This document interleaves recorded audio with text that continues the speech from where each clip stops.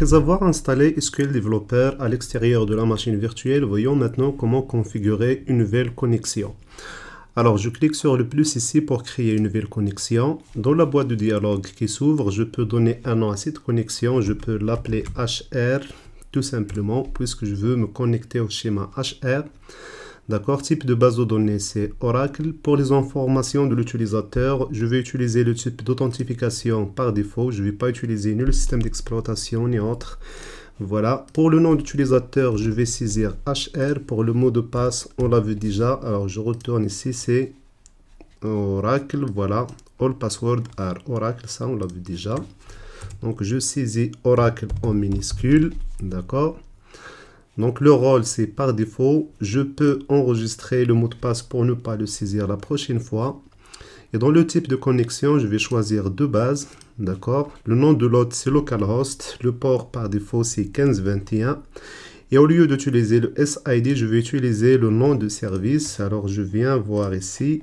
Ça s'appelle ORCL. Ou bien utiliser le SID ORCL DB. Donc, je vais utiliser le nom de service. Voilà, ORCL.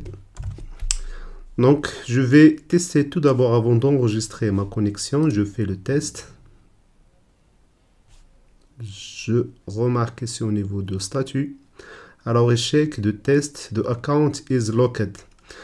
Alors, si vous vous rappelez, on a essayé plusieurs fois avec le mot de passe incorrect pour se connecter au schéma HR et il est maintenant bloqué si vous voulez.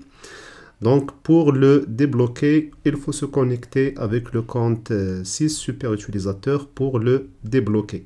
Et pour le déverrouiller, je peux utiliser l'SQL Developer déjà installé à l'intérieur de la machine virtuelle. Je fais double-clic. Je sais bien que la connexion système s'est déjà configurée.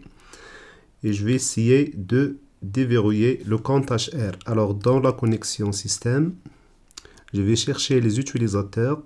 Alors là, je suis dans la version SQL Developer installée à l'intérieur de la machine virtuelle. Dans Other Users, je vais choisir HR. Il est là. Je fais bouton droit, Edit User. Et remarquez, la case à cocher, Account is locked. Je la décoche pour donc déverrouiller le compte.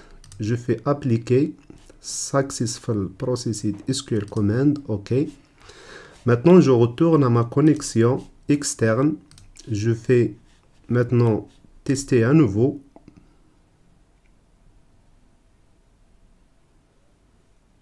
Et félicitations, maintenant, la connexion compte HR est réussie. Donc, remarquez succès. Maintenant, je peux l'enregistrer pour ne pas saisir toutes ces informations la prochaine fois. Je ferme maintenant cette boîte de dialogue de création d'une nouvelle connexion. Voilà, j'ai maintenant la connexion HR ici. Elle est en train de se charger. Et maintenant, on est connecté avec le compte HR. Je peux lancer une première commande. Je crée une nouvelle feuille d'accord, de SQL. Et je peux interroger la table countries, c'est-à-dire les pays, en faisant select étoile from. La sélection ne marche pas, donc je fais la saisie manuelle. J'exécute. Table or view does not exist. C'est quoi le nom de la table exactement? Alors, country IES. Voilà, sans S. J'exécute à nouveau. Voilà, la requête m'a retourné la liste de tous les pays dans la base de données. Voilà donc, on vient de voir comment créer une nouvelle connexion dans SQL Developer version installée à l'extérieur de la machine virtuelle. On l'a testé et ça fonctionne correctement.